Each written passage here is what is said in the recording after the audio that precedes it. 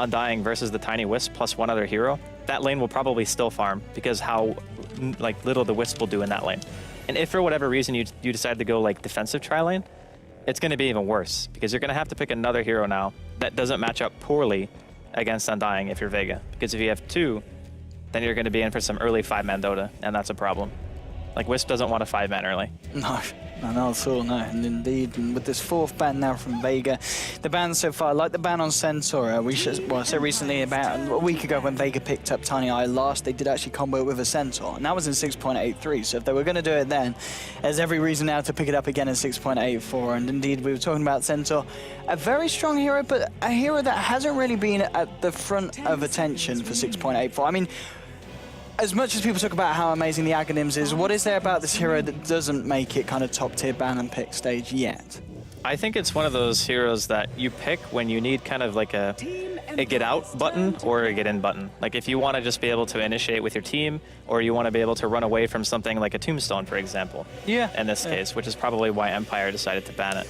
He's not the greatest laner, but his ultimate is so situationally powerful that a lot of teams will prioritize it as like a 3rd or 4th ban, as we've seen Empire do here, just because it's great at giving the enemy team a get out of jail free card when Empire always want to force the engagement really hard. Like I say, you need to fight us here right now, or you're going to lose an objective. Like that's a style that they love to play. Yes, if they can't get their hands on the Beastmaster, which in this game they had to ban it because they weren't first pick, they even let Wisp through of all the heroes. So maybe it was a bait. Maybe they thought, oh yeah, we'll just let Wisp through so we can get Gyro and Dying together. Because then you have the combo that you want. That's like, for them, that's the dream. So I'm feeling they're fairly confident with how they started things off. Lich is going to be picked up again. One of those heroes that, I mean, especially once the level 6 comes online with the Chain Frost. IO Tiny, it's going to be a hard game for them. I mean, as strong as the combination is, and you've got to give credit to Vega, Tiny IO is something that run in the past, and like many teams, they do well with it. But against Team Empire with these heroes, what do you reckon, Andy?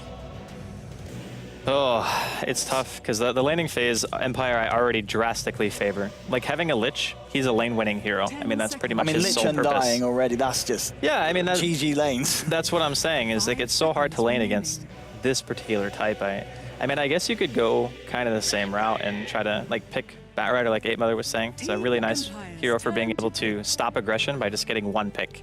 Like, I think they're going to build this lineup more around, like, trying to split up and farm and, like, try to go for picks rather than directly engaging into Empire, because that style of draft can still function if their laning phase goes poorly. They still have some method of recovery. You know, you relocate, you look for your back ganks, and then you try to delay the game. And their high ground defense will also be good, because Bat being able to lasso people in can mean just a free kill, and then the push is over. So there are ways for them to deal with it. However, if Empire snowballed too hard, then you're going to start having some problems. I wouldn't even be surprised to see them like go back for like their Lycan pick like they did before, because they could run any number of lanes. For example, like they could put the Gyro like mid or even top lane with the Undying, and then they could just put Lycan up against the Tiny Wisp with a Lich, and then pick a safe laner who matches up well against Bat. Like their lanes would still be very good. Oh my god, they want to win their lanes so bad. I actually haven't seen OD in a very long time. Okay, well, the man himself, OD. Not the best of win rates. Elite Revolution obviously 6.83. Yeah, but it's resolution OD. That's true. That's true. He's pretty damn good, old resolution. And 6.84 new patch OD with the Ags. It's now potentially viable. It's clowny. It is clowny. It is super clowny. The question is, does the banish go through before the damage is dealt? You know, I've been actually asking this question. We've always been talking about it. I don't think because I haven't actually seen anybody get it yet, and yes. I haven't made a test lobby to test it. I mean, in none of your games in ranked, has anyone ever picked up OD and built Ags? No one's ever picked OD. No. Just in general. But I would imagine if the banish goes off before the ulti, that means that it does a ton more damage. Like, you're talking, if you get like 3 or 4 banishes out, like plus the int multiplier and the Aghanims in itself, it's like, it's gonna hurt bad. It's gonna hurt real bad. I don't know what you're doing. I was you're looking to Shane there. You're like sign languaging. He's not gonna know, is he? Shane doesn't play anything but Invoker. He's not gonna, yeah. He doesn't know how this game works. Shane doesn't have a clue. Yeah. Just... I don't know why we're taking shots at Shane. He can't even defend himself. I was hoping he'd have an... Shane, just... do you mean you're not telling me? Oh, because he doesn't know. That's okay. It's all right. We don't need it. We don't need it. We don't need it at all. Anyway, so final ban from the side of Team Empire. They're going to get rid of the Lina. You know, with a Bane picked up, there is definitely the setup potential. So, yeah, and Lena's still as strong as she was in 6.83, arguably. I mean, just a little Aghanim Scepter nerf to the range. It's not something that I feel like Lena players are going to care about at all, really. I mean, you're still going to pick up the Ags for the BKB. It's a nerf, but if you get Yules, you're dead.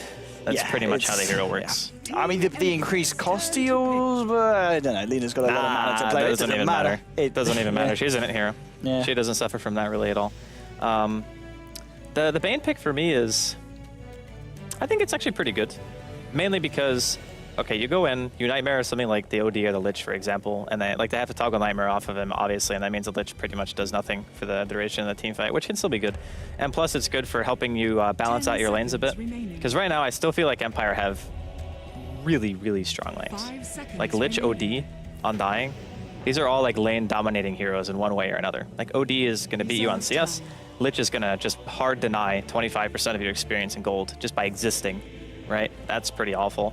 Undying can pressure really hard. And I think that's part of the reason why they also picked Bane, just to be able to like Nightmare the Undying if they end up matching in that way. But I'm not sure if Vega are going to go with a dual lane mid strategy or not, because that would mean Batrider off lane, Tiny Wisp mid, and then Bane safe lane with whatever core they decide to go with. What do you pick into this as a position 1? That's my question. Like, do you just pick something? No, you couldn't pick AM, because then you would just get pushed down. They have run the Ursa before. Against this? Not against this, but team pick. Black Hole Man, Enigma, he's going to be the final pick, and it's Empire, it's a confident draft. It's always balanced with them too. Like, they have good push, their late game is pretty good, they got a hard carry gyro, position 2 OD, their lanes are strong. It's another solid draft. Final pick from Vega. Come on. What are we going to have? Something that's going to work nicely with the Bane. I think Ursa. You know... I think Ursa would have an absolute nightmare playing against this. Like Frost Armor? Okay, Magnus. Okay, right. So they're going to play more around the Empower and the Tiny, which I think is... It's an okay play. I don't think that Vega are actually looking to fight at all this game. Like, sure, if they go high ground, like Empire pushing into you got RP, you got like Wisp Tiny Relocate, you got Batrider ulti, you got Bane ulti, you got some disables. You can definitely fight. It's not really... The problem is Enigma push plus the AoE that their team has, like Chain Frost, Gyro ulti, Tombstone, Enigma on top of that. Killing Tombstone for Vega is actually still very hard. Like, they didn't pick any other heroes besides Tiny who actually do well against Tombstone at all. Actual Tombstone itself, that's... Yeah, so... And that's going to be Lich armored as well. It's going to be tough. It's going to be really, really tough. Well, maybe this is it. Maybe this is the game that Empire dropped today.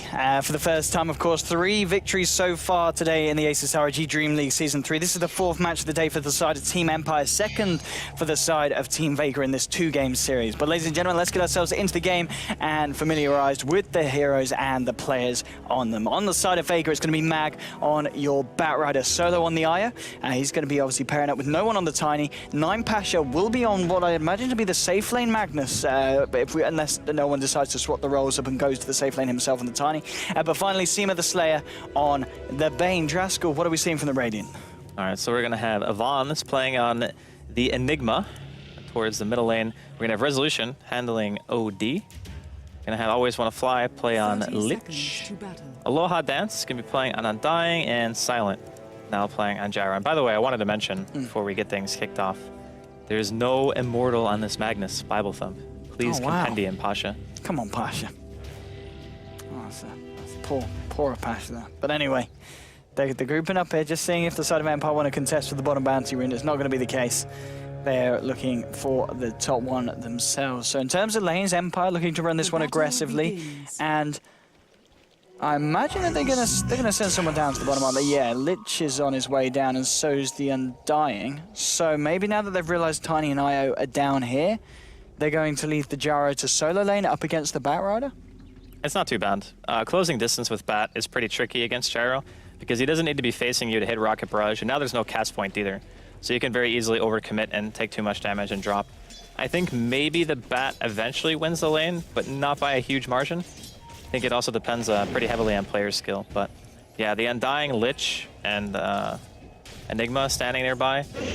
This lane from Vega is not going to do much. It's pretty hard to lane against this. So this is it's a safe lane farming Enigma. It's been done before, actually. Like a year or two ago, one of the Chinese teams actually did this. They just had like the Enigma in lane, and it's super hard to fight against just because of how much damage conversions do. Dance coming in here with the decays, and already Seam of the Slayer taking so much damage here, and we'll be able to get the Nightmare onto in time, but that's just because the trialing there has got to back themselves up. I mean, what is the benefit? I mean, why have the Enigma down here and the Gyro up top? Why not the other way around? Well, I think up top against the Batrider, it's actually much harder for the Enigma to fight up against him, just because he can kill the conversions fairly easy. Like, he can just Firefly over them or whatever, and you're never really going to pressure the lane. But they might just eventually transition him into the jungle, in all honesty. Like, when they feel confident about the lane, Avon might just retreat to the jungle and farm instead. And then just leave the Lich and the Undying to do their thing. Because if you keep the lane under the tower, it's still pretty risky to try to dive against Undying Tombstone and Decay when you have like these really squishy supports like Solo. I mean, look at that. He just walks up, no fear, just punch, punch. It's looking a little bit grim in terms of lanes here for Vega, but well, maybe they'll be able to pull something out the bag with their lineup. Obviously, with the Tiny Eye, very, very strong and impactful. And again, with the Magnus and the Bat, if they get decent timings on the Blink, they're already switching lanes. They realize it. They're like, yep, this lane is going terrible. We're not going to be able to get anything out of this. So, lane switch. Empire already getting the better of the early game here. And the Magnus versus the OD mid. Obviously going to be favored for the OD, even more so once he starts getting some levels. They rescaled how Astral Imprisonment works some time ago, so now it's like max level 13 intelligence for 50 seconds, which is pretty substantial. That's why I was curious if the Aghanims actually applied the debuff beforehand in top lane. Indeed, both the Batrider and the Eye are going in. Silent trying to return the damage with the Rocket Barrage. They're going to be TPing from a low hard dance, and with the Tombstone thrown down, won't be able to keep the Gyro alive. He does fall. Mag gets Solo 20 HP, but Solo himself is able to tear him up. The zombie's not able to finish off either the Eye or the Bat. And now no one might be able to find a kill. The Salve was popped by Undying, but cancelled straight away. But all in all, very nice attempt, and they get away with first blood there, Vega. Kill on the board, and the TP ended up working out, so the lane rotation actually ended up yielding Vega a kill, something that you don't normally see. Like, they weren't rotating for a kill, they were just rotating because they thought the bottom lane was going bad for them, which was fair. And they're just like, we get a free kill out of it, so good for Vega, getting themselves on the board, and they're not really hitting many creeps. It's always a concern at the start of the game. Yeah, indeed. If we look at the CS, as you're saying, there's a big lead at the moment overall for the side of the Radiant mid lane. Now, obviously, as expected, but 17 CS and 15 denies against this Magnus. I mean, that must be quite a bit of a level disadvantage here. Level 5 at the moment on OD, and yeah, level 4. There's already a level difference, 3.5 minutes in between these two heroes. I mean, yeah, 17 denies. What do you really do? There was a game a couple of years ago where I think it was somebody was playing Nyx mid against an OD, and it was like 35 and like 30 denies to 0 CS on the Nyx. Like, he didn't even hit one creep. Oh, OD, he's coming in. He wants to try and get himself the 4-minute rune, and well, he will be able to. No, he won't. Solo did manage to nag that for himself, and then comes the Tombstone. Lich is there as well. They're going to chase down Solo. One more punch will fly through and do it. They find themselves a kill there onto the IO, punishing him for taking that regen rune away from the Outworld Devourer. Yeah, but he got the rune, so it's worth. You just hashtag worth in all chat every time you get the rune. Maybe if it was a bounty, it would have been worth it, but yeah, I mean, Resolution had no fear. He knew his team was coming. He just walked straight in. He's like, yep, just banished the high threat hero. Wisp can't really do anything on his own. Bottom lane here with the Nightmare on tier 1. Solo and Seam of the Slayer coming in for the slow, and they will be able to find themselves a pick off there. Bane taking the kill onto Enigma. It's just musical lanes, though. Like, they have to commit so much by rotating all these heroes around to find these kills that sometimes just having a good static laning phase, even if you die a handful of times, you're still going to come out ahead, because you're not really emphasizing like movement much. You just go to lane, you farm, you get your levels. The enemy team's like wasting a lot of time walking around. We still always want to fly headed into the dire jungle and starting to block up the camps. He's blocked one of them up there, the medium one in the center. In the mid lane, the rotation from Io and Bane, but Magnus, OD's very aware of it, keeps himself back between the tier 1 and the tier 2, and isn't going to be in a position to get himself caught out. And all whilst this is happening, you know, you've got this Gyro still top of the CS, 30 for 14 at the moment. Silent being having a fantastic time on this off lane, and mid lane, the Tombstone's going to get dropped. A low hard does with the wraparound, but 9 Passion with the skewer is going to be able to get himself out of harm's way. And And I mean, just that one little ward there from the side of Empire into the Dire jungle, it's kind of going to screw with the Batrider's blink timing if he has to head back to the jungle and out of lane. Not being able to double stack camps is pretty awful. Like, that camp is the most important one because you can take like both medium camps simultaneously, or you can even take all three if you're good about it. And that obviously makes it really hard for you. Mid lane, we're going to see another wraparound attempt here from Seema and Solo. Looking for the Lich as well. OD's head to the top rooms, found himself an illusion. Top lane as well, there's a bit of a wraparound maybe on the menu for the side of Empire. They've got Undying here as well, of course, with the Gyro. Bottom lane, just Ivan trading hits here with Tiny, forcing him back. And top lane, the dive's going to come out. They're going to go for the kill into the tree line, looking for Mag. He will Firefly. That might actually be enough to get himself out of the way for the time being. Bottom lane, Tiny did find himself the kill onto Enigma. Decay will catch out Mag, but it looks like with a Firefly, this Batrider is going to be a little bit too elusive for the side of Empire to catch out. And all in all, well, it's just the kill on the bottom lane going for Vega, and Vega 3 for 1. Even though they're not finding the farm, and they're finding the kills. Yeah, the handful of kills they have gotten are nice for them. It's starting to slow down though. Like, there's not as much lane rotation, so the Tiny's starting to catch up on CS. Like, he's got 26 now. This is probably like the best start any team has had against Empire today, as we'd say that. Top lane. Again, Mag, he's just got the Firefly available again. He's going to be hard to catch out. There'll be a TP in as well to the tier 2 from Io, and Mag, he's going to be well out there. Maybe wants to turn this one around now with the sticky napalm, and of course the boosted speed from Io. They're going to be able to get the slow onto lower does, but the cooldown came out. They were able to turn it around, find the Io. There'll be a nightmare from Seema onto Silent with the brain stab, and one more right click flying through from the back. Batrider, they find themselves a kill. Mag will lose his life as a lower does, mans up on the Undying, finds himself a double kill in total with the Io and the back going down. And the rotation from the Magnus there to help pick off the Undying. Bottom lane, Avalanche and toss onto Ivan, but with the Eidolons and the Manifest, it's going to be too hard for Tiny to chase down. So kills being traded left, right, and center. 5 for 3 at the moment. Vegas still maintaining their lead. And they have a kill lead, but the game is more or less even. Like, no one's really getting a tremendous amount more than the other. I'm just really still... Did they need to lane the Enigma? Like, do they really need... I guess in the sense that... RP indeed onto Lich. There's the backup of the Tiny and the Io, and with the Avalanche and toss. That's your Lich going down, so... I mean, we talk about games where Tiny and Io don't have a great start and still end up winning. This game, arguably Tiny and Io, they've been finding the action.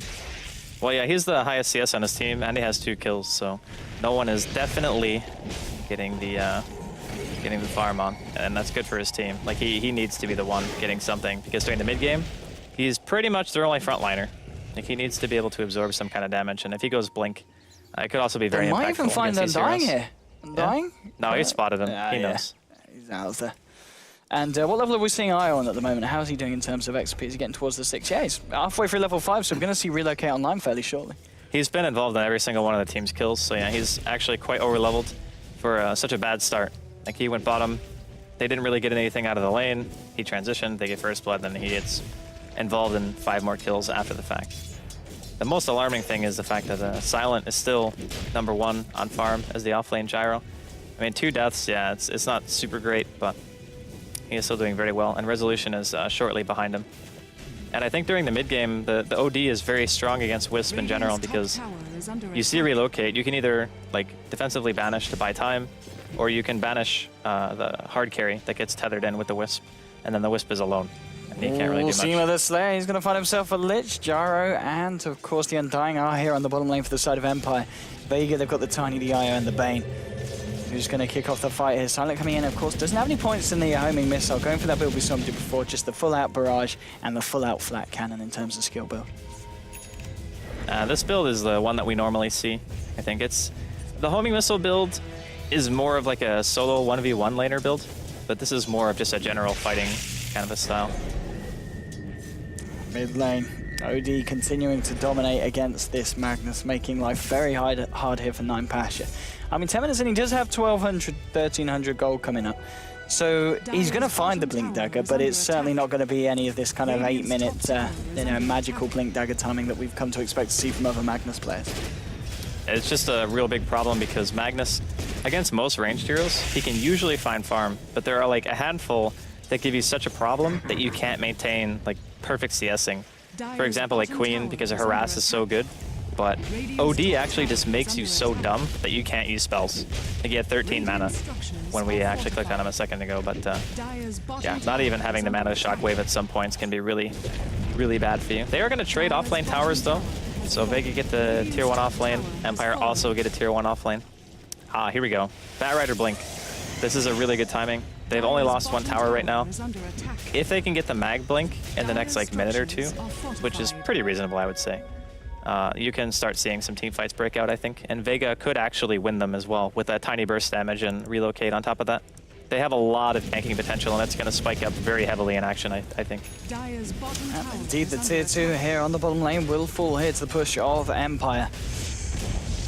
Now we'll see what the next plan of action is. Earnest Shadow's now picked up on your Undying. There's going to be a TP to the top lane from Jaro, who's going to look to continue to farm. And talking about continuing to farm, Resolution, that's pretty much been his priority all game. And on this OD, what kind of items have we seen him pick up so far? He's got the Staff of Wizardry. And with that in the back, is he going to go straight for the 4-staff? What's the plan here with the Staff? 4-staff, I think, is the item that most people think about.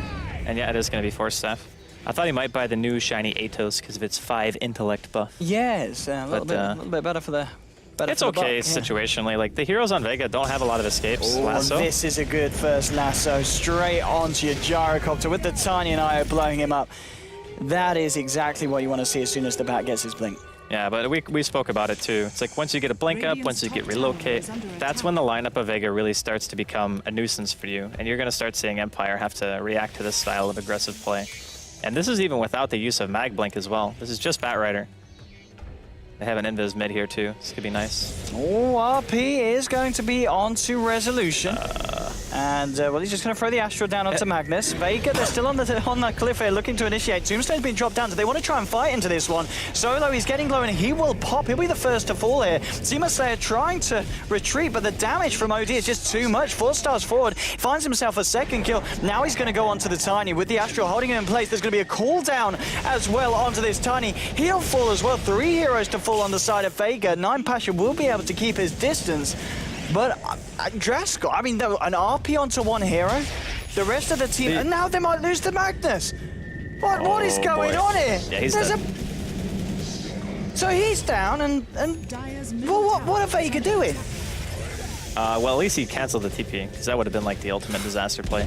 I think what he wanted to do was RP him up onto the cliff, like near the Ancients, but he was actually way too far to do that. Like, I think he realized that after he RP'd, because his team was over there, right? Like, they placed an aggressive ward. Yeah. And if he could have skewered him up to the high ground, he could have potentially just died straight up. And there would have been no way that Empire could have reacted to that. But I think as soon as he RP'd, he's like, I actually have no one near me, and I can't skewer him the way that I want to, so I have to run. And then they all tried to get near him via the tier 1 and via a Tombstone. I think it was just like miscalculating how far he could go, or maybe where his team was. I don't know. But it was very apparent as soon as he RP'd that there was no way that he was going to kill Resolution. Like, not even close. And he knew it too. He just started running. Just wasn't enough. Well, that wasn't the best of fights, to say the least, there for Vega. But 7-7, they're still very much in the game. They are certainly falling behind in terms of net worth. Looking at the Gyro and the OD, 6.5k on your OD, 5.8 coming up on the Gyro. And overall, I mean, thanks to that one fight, it was fairly even. But now Empire, they're shooting up. It's about 3k in terms of XP, 4k in terms of gold. And now with your mech, and we might see the mech boots on Enigma this game. This might be the first Guardian Greaves that we've casted, Jaskal. Yeah, he's probably one of the best candidates to make it, because he, like, having mech and soul ring isn't really a bad thing on him, because you need at least one person on your team, typically, who buys arcanes. And Aloha Dance seems to really favor treads when he plays Undying. So I think that mainly it's because of decay. Like, just being able to hit harder is nice. And the attack speed in conjunction with the decay strength gives you some nice bonus damage. But yeah, we could see some Guardian Greaves. Mid lane, they'll be able to find themselves a tier 1, and 9 Pasha now with the Blink Dagger complete. So potentially we'll see the RP being a little bit more impactful next time round. And, it's all available for this top lane defense if they can get themselves in position there, Andy. This is still a hard fight. Like, even with everything that Vega have, you're gonna have to find a way to try to kill the Enigma, or try to kill the Lich, like, straight away maybe.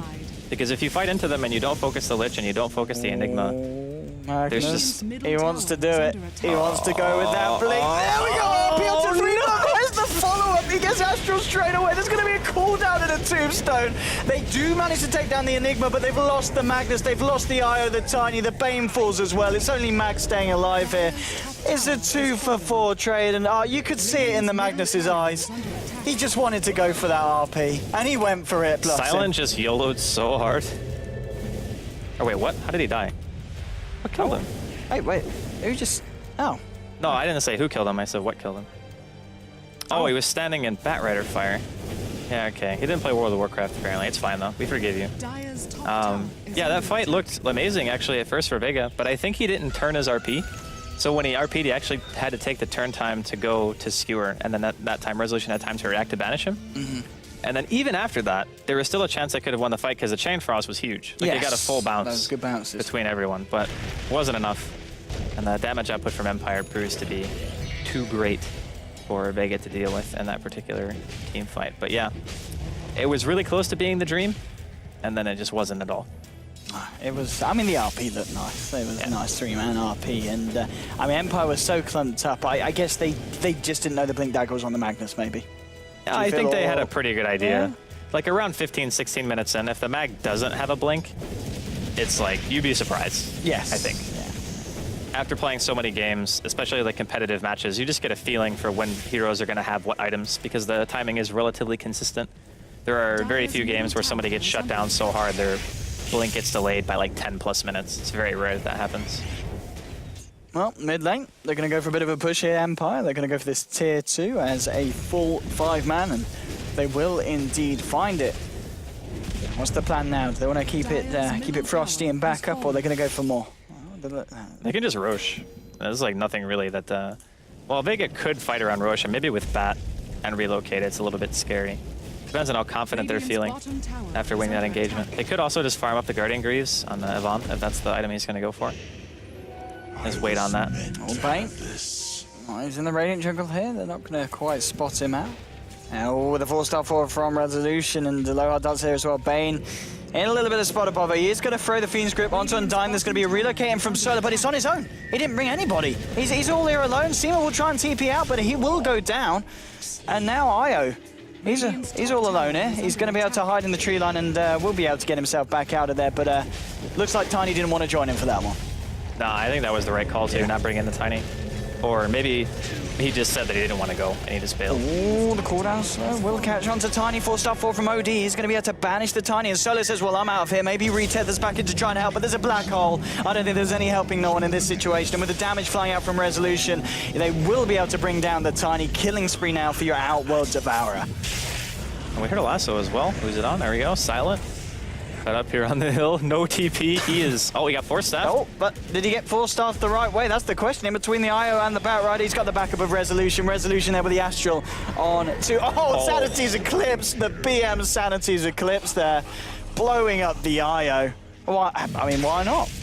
Yeah, I mean, the thing I like about Empire in this game is they're not afraid to use their ultimates for solo kills because they realize that most of the time it's better to just use a skill to kill a hero than it is to wait it out and find an opportunity for like a 3 or 4-man black hole or a Sanity's Eclipse that hits everyone. Like those opportunities don't come around very often anyway. So it's better to just ensure that you get the kill, especially when those heroes being dead potentially means that you could get Rosh. And with OD, you're gonna kill it really fast. He's straight into the Rosh pit. He does have RP available, 9 Pasha, but they're not going to be able to get here quick enough as Roshan does indeed absolutely melt here to the side of Empire. Aegis to hit the deck and be picked up by the Gyrocopter. And 14 to 10, 19.5 minutes in. Empire looking strong, but I feel like out of all the games that we've seen today, if there was ever one for a comeback to happen, this is the one. Yeah, this is definitely the closest. Yeah, I don't know. I don't know if they can fight outside the base though. They can go to rat tactics. Like they can just go try to backdoor tier 1 bottom, for example, like the Tiny Wisp. They can relocate for that. And when the enemy team is pushing, of course, you have to wait for Empire to commit to something before you would try to do something like that. Because if you do it normally and they TP react or they're like already there, smoked or something, you just die. So. I mean, Tiny, he has got Aghanims now. He's got enough money to finish it off. And I mean, Aghanim's Tiny with Empower. That's you got to be careful of that. Yeah, it's kind of scary, but I still think he needs BKB. Like that's when he really starts to become a beast. And right now, BKB stops all orb damage. Oh, there we go. There we go. Guardian Greaves. Guardian Greaves it is for Yvonne. I thought for a minute he would actually go pipe, but the Undying bought the headdress, or Hooded Defiance rather. So he doesn't have to go for the pipe, and that leaves him open to buy the very, very potent Guardian Grease. But yeah, as I was saying, BKB for Tiny is a necessity here. If he doesn't have it, he can still very easily just get annihilated in a team fight. Oh, and here we go up to the high ground. Silent leading the charge. They're going to have to get everyone back here on the side of Vega for the fight. They need the RP. Where is it going to be? There's going to be a Nightmare holding Silent in place. The Skewer will actually remove it. Nine Pasha not happy with the positioning there of the Gyro. Wants him to back up anyway. Wants him to get closer to his buddies here for the RP that Nine Pasha's looking for.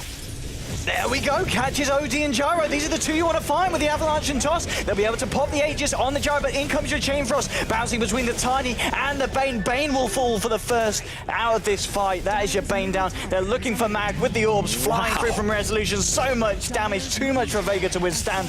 Two heroes down, and now with the Tombstone down, Vega, they just can't fight into this. He hit so hard. He had DD and Orb and hit Mag for like a third of his HP. Just blew him up. Buybacks coming out from Vega. Oh, but Ivan, 1 second and he's got Black Hole available. There was your Sanity's Eclipse. There's going to be a Barrett Firefly onto Resolution. The Nightmare gets taken off him, and now trying to skewer back the OD. They will maybe, yes, they do bring him down. They've found themselves 1 kill here on the defense, but still the rest of the side of Empire focusing on these racks, looking to bring them down. They'll find the melee racks, and they'll probably even find the range racks as well on the way out here. Seamless going for, but he's walking the Midnight Pulse. He's taking a lot of damage, relocating from Tiny Eye. They find the Toss and Avalanche to defend, but there's your Black Hole holding the Tiny place, but there will be cancelled as he gets knocked out by the by the Batrider. They do find a kill on the back line onto the IO, but Gyro, he's getting low. Nine Pasha blinked forward. The Skewer's going to get juked here. The Skewer won't be juked, and Silent, he might be quick enough to get himself out of this one. Tries to get a little bit of lifesteal, and with the Rocket Barrage trying to fight up against Nine Pasha, there'll be a toss though as one final zombie lands on the head of the Gyrocopter, brings him down. But, well, they do lose the melee racks, but they find themselves 3 kills off the back of it. Yeah, it was a lot closer in terms of exchange, though, golden experience, than I think Vega wanted. Like, they had to commit a lot to that, buying back 2 heroes, still not even defending your melee racks. That's not good enough. Like, you need to make better trades than that if you're going to buy back. Like, you need to buy back and wipe them. They committed so much just to killing Resolution. Like, they lassoed him, they skewered him pretty much to their well.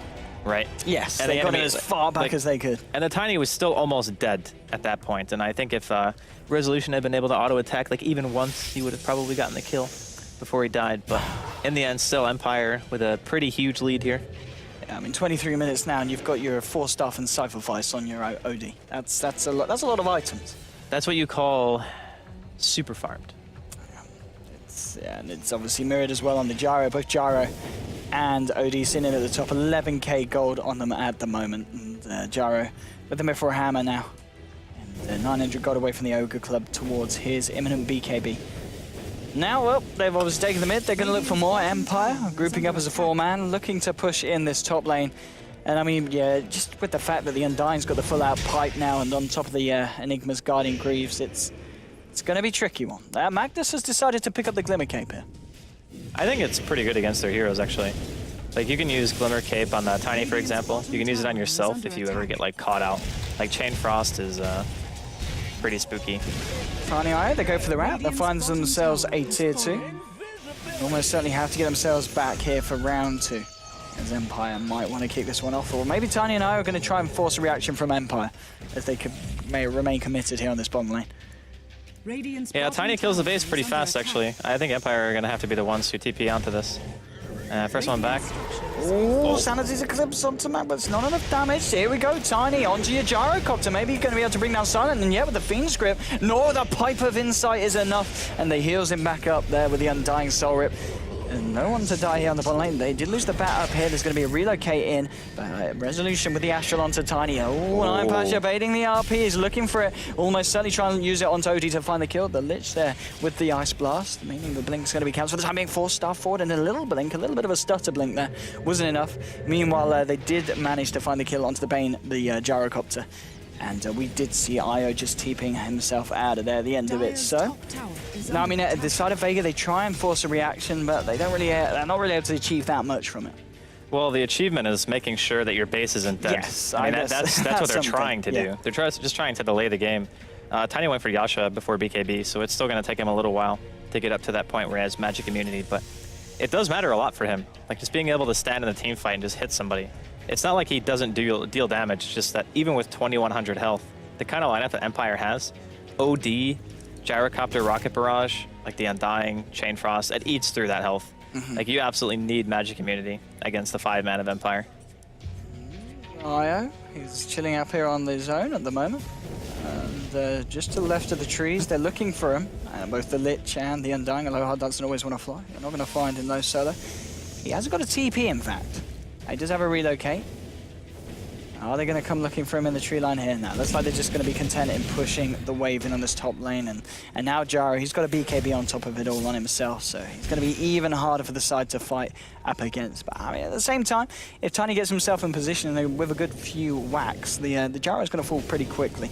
And the Glimmer Cape has also been picked up by Enigma, so really being kind of the poster boy here for the 6.84 items. It's a really great item still. Like, on Intelligence Heroes more so than anyone else, because it does cost quite a bit of mana now, 130, compared to 0. Pretty big increase there. It's a bit of an increase there. Decent. Oh, here we go, Blink forward from Max, gonna find the Lasso onto low, that's RP, onto 2, onto the Lich, and to the OD, can they bring down OD? No, he's kept alive for the Soul Rip, trying to turn around and fight. There's gonna be a cooldown coming down that will catch Solo, and no one could silent on the back of this fight, absolutely destroying the side of Vega. He's found himself a double kill with the Io and the Batrider going down. Tiny will fall as well as a triple kill as we get buyback from Tiny and Io. They have lost the Lich and the OD on the side of Empire, but with the Tombstone down, they're ready to stand their ground, Empire, and they're ready to go for round 2 here. Silent will get tossed up, though. The Rocket Barrage doing a fair bit. He's looking for the easy kill onto Solo, and the Black Hole holding back your Tiny. This is going to be a dieback on no one on the Tiny. He's down for 75 seconds. GG, well played is called, and well, today, what a whitewash it's been for the side of Empire. 4 victories, 2 against the side of basically Unknown, and now 2 against the side of Vega. So, moral of the story, Empire, pretty good team. Pretty good. You know, it's funny because when we were going through the open qualifiers, we're like, yeah, you know, some of these teams are showing promise, and then Empire puts everything in perspective.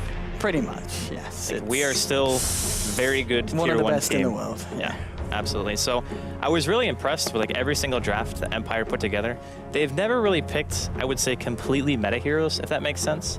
Like they know how to use them, but they also like to throw in a little bit of their own flavor. Like OD, for example, something that we almost never see, I think, and that's been the same for God knows how long, like a year, maybe even 2. Like TI3 around was when OD was picked a little bit more often, maybe a bit after. But either way, it was really fun to watch. I really like the way that they played it out. They always know when they can end the game, too. There's never any hesitation. It's like, okay, we get like 25 minutes. This is when our lineup is the strongest. We're going to go, and we're going to win. Yeah, I mean, you never kind of feel, oh, they could be pushing now, but they're just going to hang back and farm. They just go for it. And it's very entertaining to watch. It could be the patch, too, though. It could be. Maybe we'll see other teams like that come out with a similar kind of play style, because obviously a lot of people talk about the fact that the early game is more impactful and the fact that the snowball is more prevalent than it was in 6.83. Yeah, it so we is. might see more kind of stuff that I like is happening, but at the same time, you are getting the skirmishes like in that game where Vega did come out for a short period of time. It's like, okay, we've got a bit of a fight on our hands, but yeah, at the end of the day, the skill from Empire, and as you said, the draft as well, proving to be a little bit too much for the sides we've seen go against them. And get out button or a get in button. Like if you want to just be able to initiate with your team, or you want to be able to run away from something like a Tombstone, for example. Yeah. In this case, which is probably why Empire decided to ban it. He's not the greatest laner, but his ultimate is so situationally powerful that a lot of teams will prioritize it as like a 3rd or 4th ban, as we've seen Empire do here, just because it's great at giving the enemy team a get out of jail free card when Empire always want to force the engagement really hard. Like I said, you need to fight us here right now, or you're going to lose an objective. Like that's a style that they love to play. If they can't get their hands on the Beastmaster, which in this game they had to ban it because they weren't first pick, they even let Wisp through of all the heroes. So maybe it was a bait. Maybe they thought, oh yeah, we'll just let Wisp through so we can get Gyro and Dying together. Because then you have the combo that you want. That's like, for them, that's the dream. So I'm feeling they're fairly confident with how they started things off. Lich is going to be picked up again. One of those heroes that, I mean, especially once the level 6 comes online with the Chain Frost. IO Tiny asking this question, we've always been talking about it. I don't think because I haven't actually seen anybody get it yet, and I haven't made a test lobby to test it. I mean, in none of your games in ranked, has anyone ever picked up OD and built Axe? No one's ever picked OD. No. Just in general. But I would imagine if the banish goes off before the ulti, that means that it does a ton more damage. Like, you're talking, if you get like 3 or 4 banishes out, like plus the int multiplier and the Aghanims in itself, it's like, it's gonna hurt bad. gonna hurt real bad. I don't know what you're doing. I was you're looking to Shane there You're like for help, sign but languaging. He's not gonna know, is Shane he? doesn't play anything but doesn't. Invoker. He's not gonna. Yeah. He doesn't know how this game works. Shane doesn't have a clue. Yeah. Just. I don't know why we're taking shots at Shane. He can't even defend himself. I was hoping he'd have an. Shane, just. Do you mean you're not telling me? Oh, because he doesn't know. That's okay. It's all right. We don't need it. We don't need it. We don't need it at all. Anyway, so final ban from the side of Team Empire. They're going to get rid of the Lina. You know, with a Bane picked up there, it's going to be a hard game for them. I mean, as strong as the combination is, and you've got to give credit to Vega. Tiny Eye is something that from the past, and like many teams, they do well with it. But against Team Empire with these heroes, what do you reckon, Andy? Oh, it's tough because the laning phase, Empire, I already drastically favor. Like having a Lich, he's a lane-winning hero. I mean, that's pretty much his Lich sole purpose. undying already, that's just I mean, that's GG lanes. That's what I'm saying, is like it's so hard to lane against this particular type. I mean, I guess you could go kind of the same route and try to like pick Batrider like 8mother was saying. It's a really nice hero for being able to stop aggression by just getting one pick. Like, I think they're going to build this lineup more around like trying to split up and farm and like try to go for picks rather than directly engaging into Empire, because that style of draft can still function if their laning phase goes poorly. They still have some method of recovery. You know, you relocate, you look for your back ganks, and then you try to lay the game. And their high ground defense will also be good because Bat being able to lasso people in can mean just a free kill. Undying versus the Tiny Wisp plus one other hero, that lane will probably still farm because how like little the Wisp will do in that lane. And if for whatever reason you decide to go like defensive tri-lane, it's going to be even worse because you're going to have to pick another hero now that doesn't match up poorly against Undying if you're Vega. Because if you have two, then you're going to be in for some early 5-man Dota, and that's a problem.